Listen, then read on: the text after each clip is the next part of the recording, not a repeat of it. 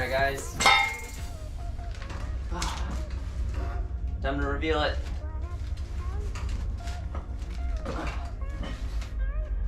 Pretty sure I haven't shown you guys before.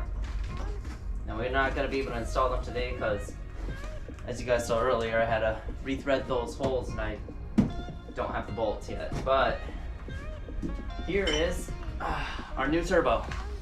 Let's get a closer look at that. Right there, lighting's kind of bad. This is from DriftMotion.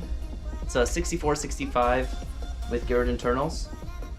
And it has the P-trim exhaust turbine. And hopefully we can start at 400 and make our way up to 7. Now, before we could even install that, we do got to put in the manifold. So I can show you guys that today, and we'll have to install it another day. But this came with the kit from DriftMotion. Looks pretty good. I believe it's just going to sit up there like that. Oh yeah, that looks good. Oh, perfect.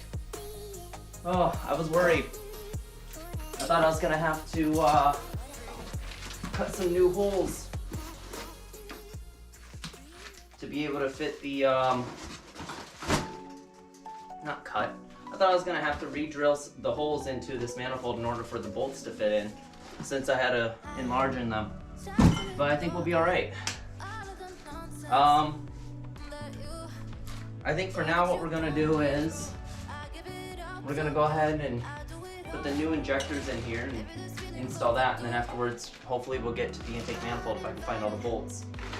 I do also got some new spark plugs, and we're going to be switching over to IS300 coils. I got these from a part out, so hopefully they'll work. Well, let's get back into it.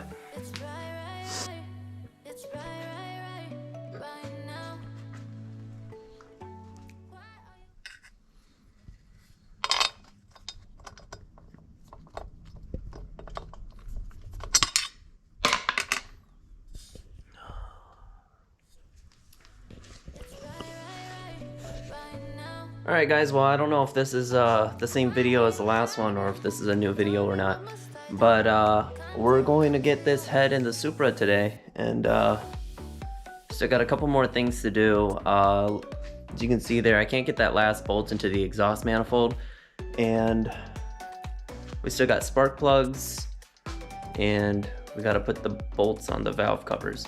So let's get to it, and then we'll go ahead and get this thing in the car.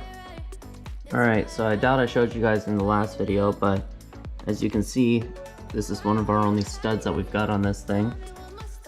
If we put this back on here, come on. Ooh, doing things with one hand is not easy. You can see right here, we hardly have any clearance whatsoever. So what I had to do was I had to turn that into a stud and get a nut, and you can see even the nut doesn't want to fit in there with that pipe in the way.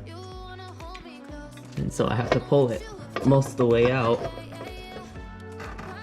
just so I can get the nut started. But yeah, aftermarket things, you know, stuff happens. As you can see on the old one, it did have that clearance there. So, you know, it is what it is.